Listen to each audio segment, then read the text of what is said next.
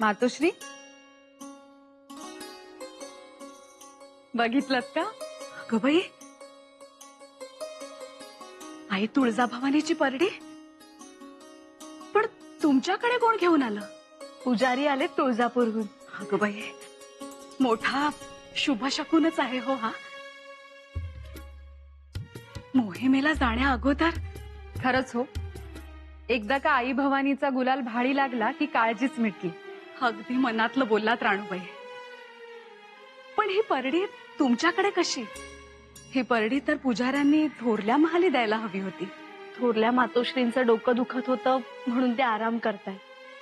आणि एकदा आलेली परडी पुन्हा सदरेवर माघारी पाठवणं योग्य दिसलं नसतं, म्हणून पुजाऱ्यांनी ती आम्हालाच दिली. राणीसाहेब, महाराजांनी तुम्हा समदासनी लगोलग बोलवलंय. पण एवढ्या तातडीने का बोलावलं असेल ते तिथे गेल्यावरच कळेल.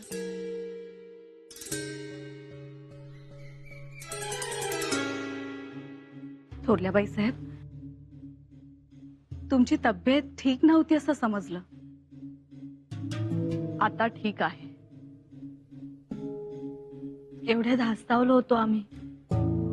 येणार होतो, पण समजलं तुम्ही आराम करताय. परडीही द्यायची होती. द्या तुमच्या सवडीनं. आबासाहेब, एवढी तातडी? आम्ही तुम्हा सगळ्यांनाच तातडीनं बोलावून घेतलं. शंभूराजे आणि बाळराजे देखील येतीलच इतक्या. त्याआधी आपण बोलून घेऊ.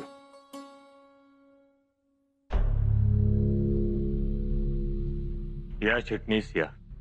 आम्हाला स्वराज्याची इत्यंभूत माहिती हवी आहे. गडकोट किती, किती बिघे, किती चाहूर जमीन, घोडी किती, आरमारात होड्या, मचवे, गलबत किती, रोख रक्कम किती, सोने किती, रुपये किती, मोती किती, हे सगळं आमच्या घरातल्या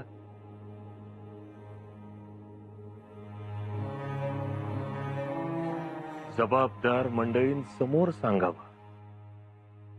कितीचा प्रदेश, मुलूक कितीचा, सांगावं चिटणीस.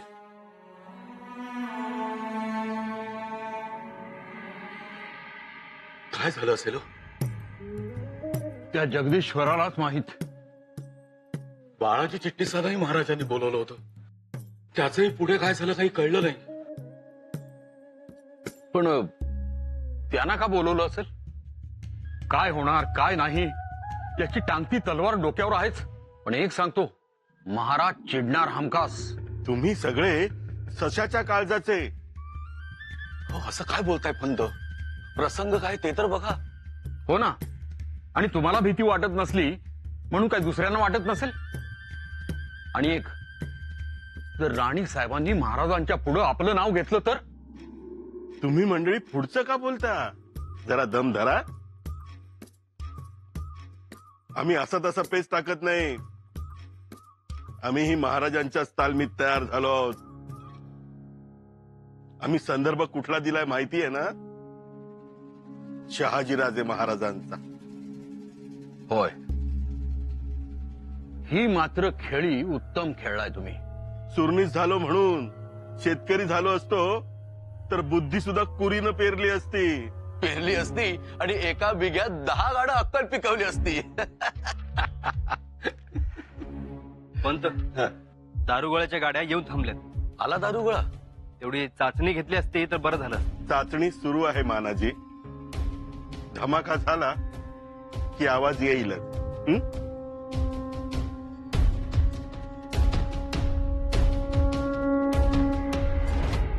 रयतेच्या राज्याचा विस्तार सांगावा. महाराज, रयतेच्या राज्याचा विस्तार गेल्या 15-16 वर्षातला आहे. सद्यस्थितीत आपले स्वराज्य हे नाशिक, भिवंडी, कल्याण इथपासून कोकण, तळकोकण, पुढे धारवार पर्यंत आहे. त्याचबरोबर पश्चिम घाट माथा तसेच इंदापूर सुपे हा जहागिरीचा प्रदेश आहे. तो पुढे कर्नाटक हद्दीपर्यंत जातो. यात एकूण 362 किल्ले असून आज मितीस जमिनीवर एकूण 1,02,000ची फौज आहे. 40,000 जातीवंत घोडा असून 25,000 बैल खचरे आहेत. त्याचबरोबर जलदुर्गांची संख्या वाढत असून खांदेरी, उंदेरी, पद्मदुर्ग, सिंधुदुर्ग असे जलदुर्ग आहेत. स्वराज्याचे आरमार सिद्ध असून 300च्या आसपास लढाऊ जहाजे तसेच 8,000 नौका, होड्या, मचवे असून त्यावर 50,000पेक्षा जास्त लोक काम करतात. आरमाराची फौज वेगळी आहे.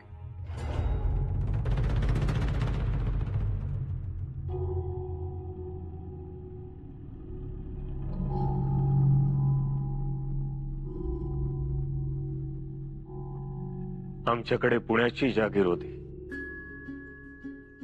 40,000 होऊन होते, पण आमच्याकडे आऊ साहेब होत्या. महाराज साहेबांचे आशीर्वाद होते आणि त्या पुण्याईवर आज आम्ही 1 करोड होरांचं स्वराज्य उभं केलं.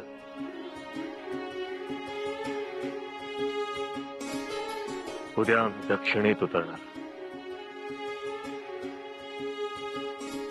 तिथे देखील साधारण 1.5 करोड होनांचं राज्य आम्ही जिंकणार, संपूर्ण दक्षिण काबीज करणार.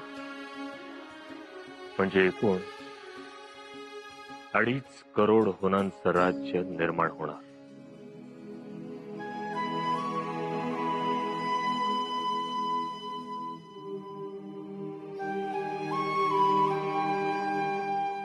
या शंभूराचे बसा. माफी असावी आबासाहेब, आम्हाला उशीर झाला. पण उशीर होण्याचं कारण आपल्या बाळराजांचे लाघवी बोल. हो ना, गुंतून जायला होतं. हो, केवढी जिज्ञासा, केवढी बुद्धिमत्ता, ती सुद्धा या वयात. आता सुद्धा दक्षिण मोहिमेविषयी आमच्याकडून सगळं जाणून घेतलं. आम्ही नकाशावर एक रेष ओढली, रायगडावरून थेट जिंजी तंजावर पर्यंत, आणि त्या रेषेला नाव दिलं स्वराज्य रेषा. तर बाळराजे म्हणतात कसे, दादासाहेब ही तर शंभू रेषा.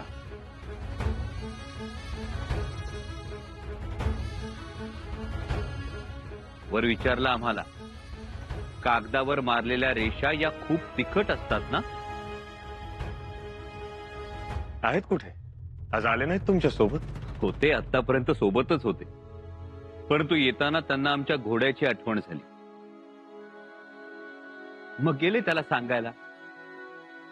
काय सांगायला गेले आहेत? हेच की दादासाहेब निघाले दक्षिण मोहिमेवर. त्यांना नीट घेऊन जा आणि नीट घेऊन या, म्हणजे सुखरूप. त्यांना खूप काळजी आहे आमची. पण आबासाहेब, आपण अचानक सर्वांना बोलवून घेतलंय, म्हणजे काहीतरी महत्वाचंच असणार. आजपर्यंत ते कधीच महत्वाचं नव्हतं, पण आज अचानकच ते महत्वाचं वाटू लागलंय. काय आबासाहेब? कसं आहे, आमच्या दोन्ही मुलांमधलं बंधुप्रेम आम्ही पाहतोच आहोत, आणि ते अगदी शेवटपर्यंत असंच राहावं म्हणून एक प्रस्ताव ठेवणार आहोत तुमच्या समोर. आबासाहेब, बंधुप्रेम टिकण्यासाठी प्रस्ताव कशाला? आणि कसला प्रस्ताव? स्वराज्याच्या वाटणीचा प्रस्ताव.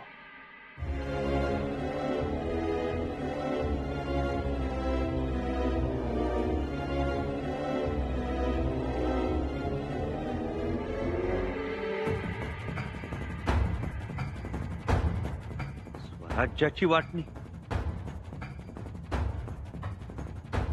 आबासाहेब, काय बोलता आहात हे? आबासाहेब, तुम्ही बोलताय हे? वाटणी?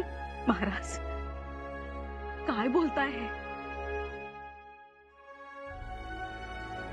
स्वराज्याची वाटणी? होय, वाटणीच. हा शब्द उच्चारताना एक वार त्या पाचाडच्या रानात ज्या आऊ साहेब बसल्यात त्यांना तरी बघायचं होतं. आम्ही तर म्हणतो, तुम्हाला त्यांची भीती कशी नाही वाटली? वाटणी ही होणारच. महाराज, आम्ही हात जोडतो तुमच्या समोर. पण हे असं का झालं, असं का वाटलं आपल्याला, हे तरी सांगावं.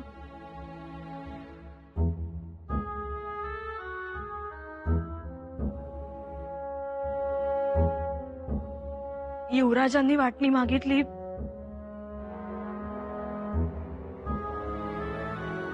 की बाळराजेंनी? आमचा निर्णय पक्का आहे. आता नीट लक्ष देऊन ऐका. स्वराज्याचे 2 भाग केले जातील.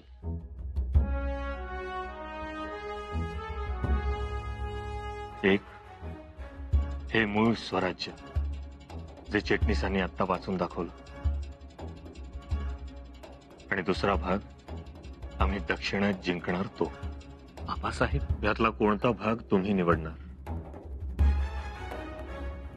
मूळ स्वराज्य की दक्षिणेत जिंकला जाणारा भाग?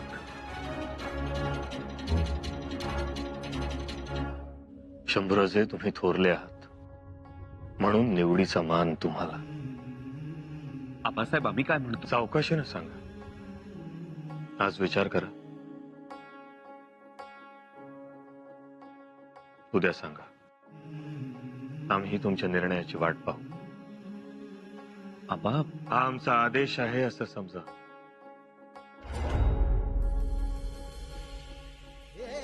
अंमलबजावणी व्हावी.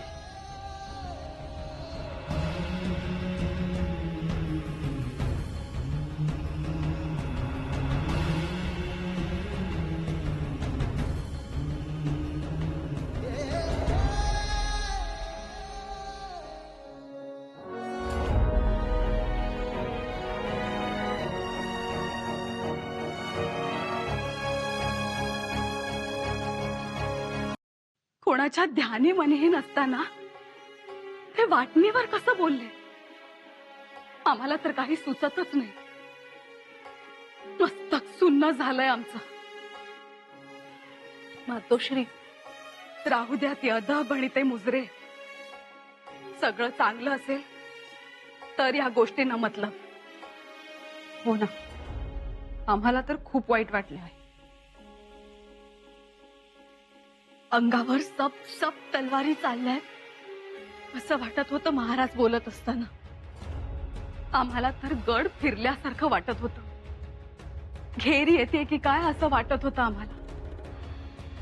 परंतु आतापर्यंत सगळं काही चांगलं चाललं होतं. आणि हे चांगलं? थोरल्या मातोश्रींना विचारा, कसल्याच कुरबुरी नाही. सगळा आनंद, समजूतदारपणा प्रत्येकाच्या महालात. आणि महाराज असं बोलले.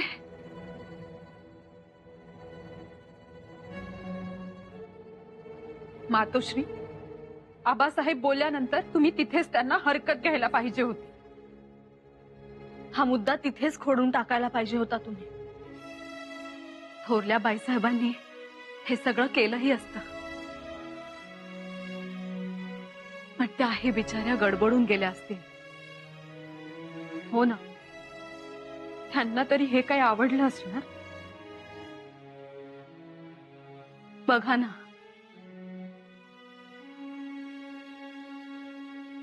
अजूनही त्या धक्क्यातून बाहेर आल्या नाही. हो ना, आऊसाहेब आणि थोरल्या महाराज साहेबांनी लावलेल्या या स्वराज्याच्या झाडाखाली सावलीत बसायचं, तर त्याच्याच फांद्या तोडून महाराज उन्हाळा करायला निघाले. खरं आहे तुमचं. वाटणीने उन्हाळाच होणार, दुसरं काय. आश्चर्य वाटतंय आबासाहेबांच्या वाटणीच्या विचाराचं.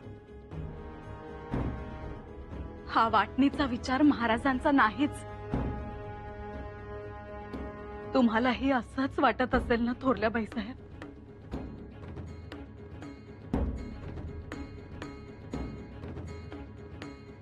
मोहिमेवर जाण्या अगोदर स्वारी असा विषय नाही घेणार. कुठंतरी पाणी मुरतंय, काहीतरी घडलंय जरूर.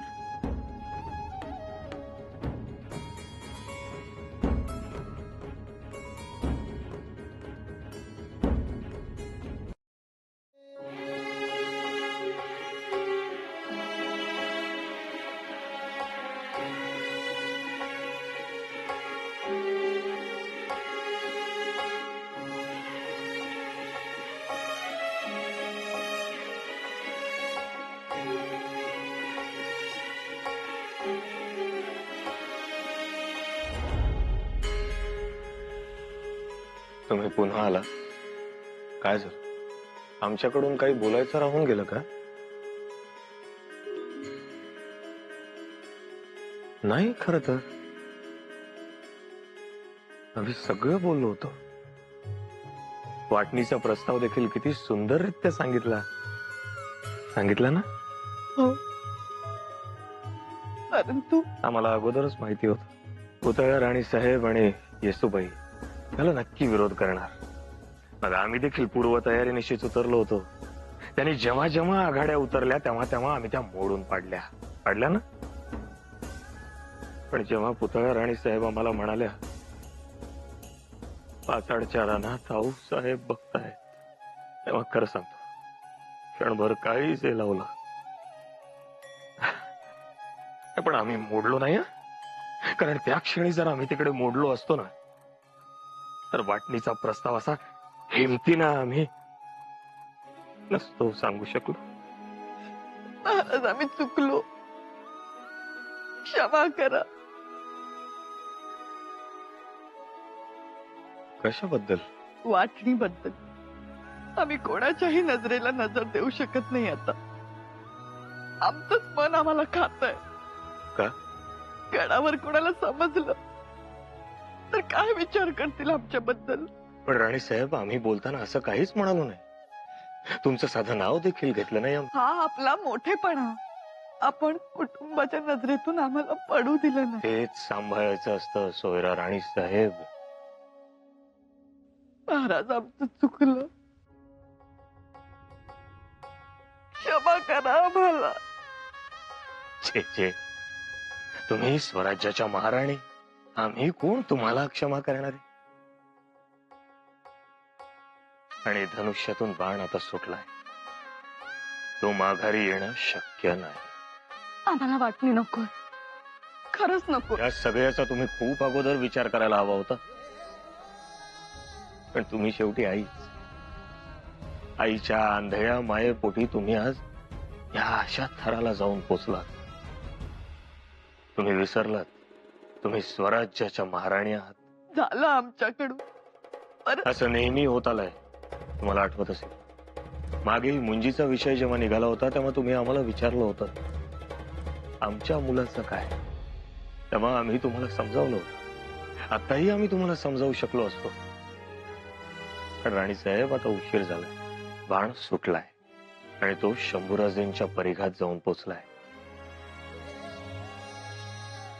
आता बघूया शंभूराजे काय म्हणतात ते. पण आज जे काही झालं ते एका अर्थी चांगलंच झालं. कारण आज जरी आम्ही तुम्हाला विरोध केला असता तरी आज तुम्ही गप्प बसला असतात. पण ह्या परिस्थितीने पुढे जाऊन पुन्हा पुन्हा पुन्हा पुन्हा डोकं वर काढलं असतं. महाराज, आम्ही परत असं नाही करणार. काय बोलतात राणी साहेब? अखेर ते मनच, विचार, शंका हे सगळं येणारच. म्हणून जो निर्णय उद्या घ्यायचा आहे तो निर्णय आजच घेऊन टाकू. वाटणी तर वाटणी. फक्त एकच, आमच्या शंभूराजेंनी आपल्या स्वराज्यासाठी खूप सोसलंय. त्यांचा खूप मोठा वाटा आहे स्वराज्यात. त्यामुळे स्वराज्यात कोणता भाग मागायचा हा अधिकार त्यांचा. आता बघूया शंभूराजे काय मागतात. स्वराज्य की दक्षिण.